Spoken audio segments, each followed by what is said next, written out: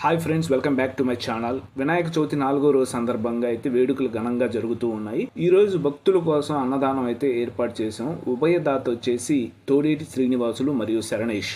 దాదాపు 5 సంవత్సరాల తర్వాత అయితే మేము ఇక్కడ మా సెంటర్లో అయితే బొమ్మ పెడుతూ ఉన్నాం. ఈ రోజు ఏంటంటే ఉభయదాతలు దాదాపు 300 మందికి అయితే అన్నదానం నిర్వహిస్తూ ఉన్నారు. ప్రజల యొక్క క్షేమం కోరి మరియు గణపతి ఉత్సవాలు అయితే ఘనంగా నిర్వహిస్తూ ఉన్నాము. భక్తులు అందరూ ఈ కార్యక్రమంలో అయితే పాల్గొని అన్నదానం అయితే విజయవంతం చేశారు. అలాగే మా కమిటీ సభ్యులు గంగమ్మ తల్లి గణేష్ కమిటీ సభ్యులు కిరణ్, సుమంత్, దీపు, వంశీ, శివయ్య మరియు రాజేష్ ప్రతి ఒక్కరూ ఈ కార్యక్రమంలో పాల్గొని భక్తులకైతే అన్నదానాన్ని పంచారు. సో విజయవంతం అయితే చేశారు.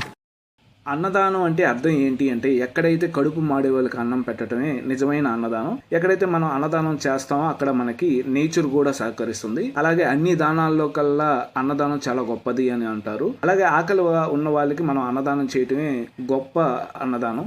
అలాగే ఎవరైతే అన్నార్థులకు ఇలాంటి అన్నదానాలు చేస్తారో అలాంటి ఫలితం మనకి మన జన్మలో చాలా అయితే ఫలిస్తూ ఉంటుంది. కాబట్టి దేవాలయాల్లో పెట్టేది ఖచ్చితంగా అయితే ఫలితాన్ని ఇస్తూ ఉంటుంది.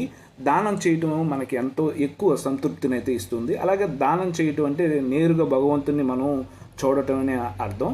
మన జీవితంలో ప్రతి ఒక్కరూ ఒక్కసారైనా ఇలాంటి అన్నదానాలు అయితే చేయాలి. అలాగే మీరు ఎప్పుడైనా దేవాలయాలకు వెళ్ళినప్పుడు అక్కడ అన్నదానాలు అలాంటివి రాసి ఉంటే అక్కడ కూడా మీరు మనీ అయితే ఇస్తే మంచి పుణ్యం అయితే వస్తుంది.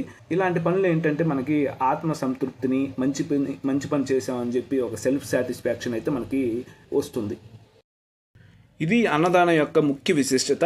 ఈ రోజైతే మేము విజయవంతంగా అన్నదానం పూర్తి చేసాము. అలాగే రేపు ఊరేగింపు కార్యక్రమం జరగబోతుంది. అందులో గణేష్ లడ్డుపాట కూడా జరుగుతుంది. భక్తులందరూ పాల్గొని ఈ లడ్డుపాట విజయవంతం చేసి ఊరేగింపు కార్యక్రమం విజయవంతం చేస్తారని చెప్పి ఆశిస్తూ ఉన్నాం. ఇట్లు గంగమ్మ తల్లి గణేష్ కమిటీ.